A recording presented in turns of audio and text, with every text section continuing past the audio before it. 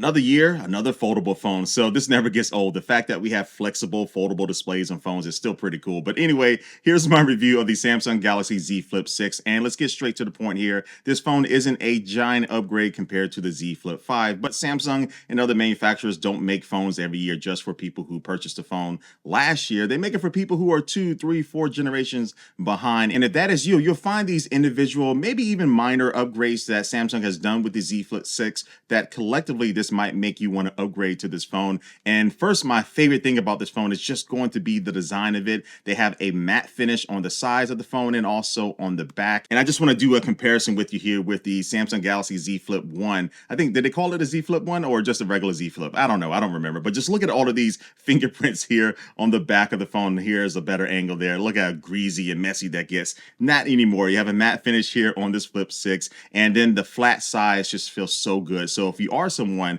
who likes to use their phones naked with no case, this phone feels great in your hand without any case. But out of curiosity, I did find out that my leather Z Flip 5 case did still fit on this Z Flip 6, which is good. Most of the time, they make little adjustments where the previous cases from last year don't work, but at least with this particular case, that's not the issue. But just looking around this phone, on the right-hand side, you have the volume rocker and also the power button that doubles as a fingerprint scanner, and this phone still does have face unlock as well if you just want to use that to be able to unlock the phone. And also on the bottom, you'll find the USB-C port and also a redesigned speaker grill. And now I'm just showing you some of the different colors that you can get this phone in. And like always, Samsung does have some exclusive colors that you can only get on Samsung's website. And no matter which color you choose, Samsung has added that color now to the outside camera ring. So this is one way to help identify this as the latest and greatest if you like to show off your phone. But some people don't like it. I personally do like this little touch. Now this phone also does have a better, more durable hinge. And also they have added some dust resistance to the water resistance of this phone. So that will make it more durable.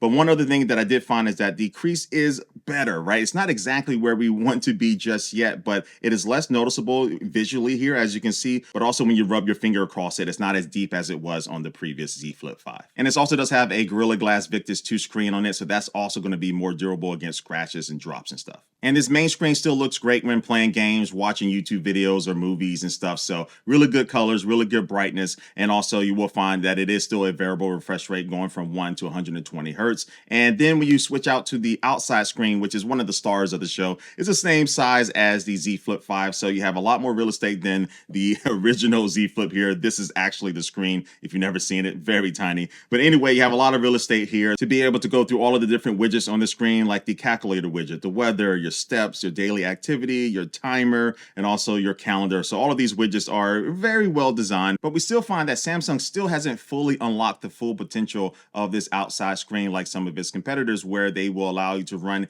even more apps and things like that from it. Now, you can still do this by downloading the Good Lock application, and this will allow you to add a launcher here to the outside screen. So you can add practically any app that you have installed on your phone. And then now, like something like YouTube and stuff, you can actually play it just like it will run on the main screen of the phone. And from my experience, most of these apps work just fine. So I'm still kind of confused that Samsung just hasn't added this by default within the software. So it's good that you have an option to be able to do it, but I would love to see Samsung just fully embrace that on this outside screen. But yeah, you can still swipe from the left-hand side to get to your notifications. But again, most of them will have to have you open up your phone to be able to actually do something from them. But also you do have your quick toggles that you can get to from swiping down from the top. And you also still do have multiple different kind of main home screen layouts to choose from. Some of them have different like information on them. But the one issue that I had last year is that, like, see right here, it shows me the weather. I would love to tap on that and then it swipe over to the weather widget, but that's not the case. So it basically just does nothing when you tap on these things, which I want to see more actions from that. But let's get to one of the main reasons why you might want to buy this phone, and that is the fact that it is a foldable display. So it's going to be more compact in your pocket or your purse when you do fold it up and put it inside that, which is great. And then also when you are like taking videos and stuff, you can fold it in half and hold it like a little camcorder, which is fun to do. It feels like that old school way of taking videos. Some of you youngins might not remember that, but it is fun to do from time to time. But the main reason why I use the foldable display is as a built-in tripod. So I was out filming my video on this GMC Hummer EV SUV, and I had a random kind of reckless idea to actually drive over a camera with the Hummer. So I had the Z Flip 6 with me, all I had to do was just open it up, kind of fold it halfway, and then place it on the ground. And then now I tilted it to the angle that I wanted to, and boom, I was able to drive over it a couple of times. And I luckily didn't crush the phone, but I am able to get this angle, and it just allows me to be a little bit more creative without having to have like a tripod clamp that I use, or maybe something like the Peak Design mobile case and also their mobile tripod that they sell with that. And don't get me wrong, I really like that setup. I don't always have that tripod with me, so just being able to get a particular shot is very convenient with this type of form factor. And there is a new Galaxy AI feature that will help you take photos called auto zoom. But now once you tap this button on the display, it will zoom in and out depending on where you are in frame to make sure that you are going to be in frame when you are taking your photo. And when you are ready to take your photo, you can use your Galaxy Watch, or you can just wave your hand and then it'll do a countdown timer, and then boom, now you have a really good easy group selfie. And so this ability to just fold in half in this flex mode just really allows this to be one of the best phones for content creators, but also a lot of people out there who just like to take a lot of photos and stuff. But now let's just focus on the photos and videos from this. So one new thing this year is a new 50 megapixel wide angle camera, which is going to be your main camera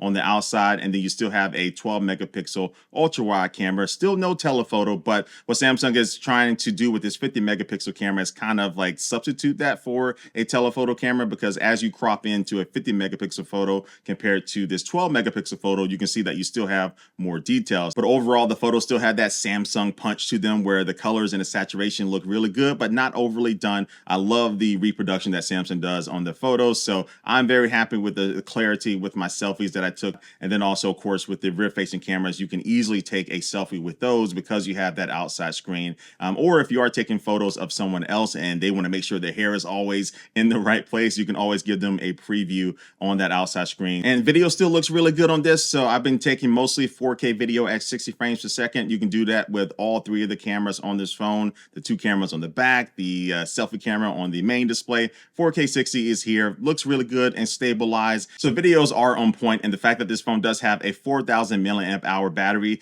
that's an upgrade over the 3,700 hour milliamp battery in the Z Flip 5, means that you can take photos, you can take videos, and also play games or do whatever else on your phone for a long time before this battery will run out. So yeah, it's safe to say that all day battery life on this phone is no problem. All right, and switching over to software, you still have One UI running on top of Android 14. Everything is very smooth with the Qualcomm Snapdragon 8 Gen 3 chipset inside of this. And speaking of the Flip 6, they have some Olympic edition Samsung Cookie Boy up. I want to try that out. But anyway, everything runs very smooth on this. But you will see an upgrade in RAM on this phone from 8 gigabytes of RAM to 12 gigabytes of RAM. And this is going to help with the Galaxy AI features that are in this phone. So you can use this as a translator, and AI will be able to help that conversation because you can use the outside screen and the inside screen at the same time to hold a conversation with someone in a different language. You do have circle to search to be able to just circle practically anything on your screen, and you should be able to get some results and information about that. You still have that instant slow-mo effect that I demonstrated last year with the Flip 5, where you can slow down practically any video, even if you didn't take it in slow-mo video mode. And this is always fun to play around with, but also dealing with photos and AI, I always still do like the photo assist function that allows you